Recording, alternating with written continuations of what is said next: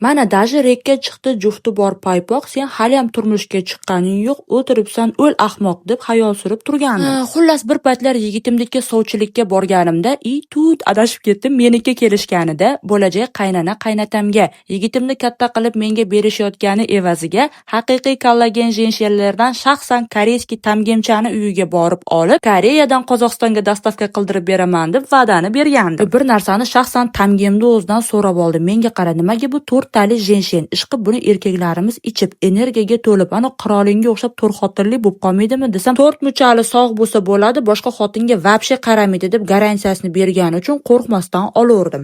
Ishoninglar, yo'llar shunaqa probkaligidan shatta tushib Koreyadan Qozog'istonga peshkom ketaymikan, ana bolaga o'xshab rekka chiqaymikan deb o'ylab qoldim. Xullas pochtaga ham kelib oldik. Nomi ajoyib ekan, Pasha. Ishqib bu tovarlarni yuborayotganda aralashtirib qimasa kasha deb kulib qo'ydim. Xullas korobkaga nimalar soldim. Meni bo'lajak qayna opalarim bir emas 3 ta. Ular to'ygacha ozib yuzlari tindiq bo'lishi shunaqa paxtali, olmali kollagenlardan soldim. Bo'lajak o'stinimga kollagen solmadim. Sababi mendan chiroyli bo'lib ketmasin dedim, lekin unga to'yimizda yugurib yursinlar, oyjonni xizmatini qilsinlar deb bo'g'im va suyaklar uchun energiya beradigan omega va jenshenlardan sovg'adim. Eng asosiy sovg'ani ko'rsatmabman-ku, bo'lajak qaynana qaynatamga shunaqa romantika, dramatika qilib yurishlari uchun trendiy paypoqlardan ham jo'natib yubordim. Endi erim bitta like bosingchi, balkim sizga ham shu paypoqdan jo'natib yuboraman.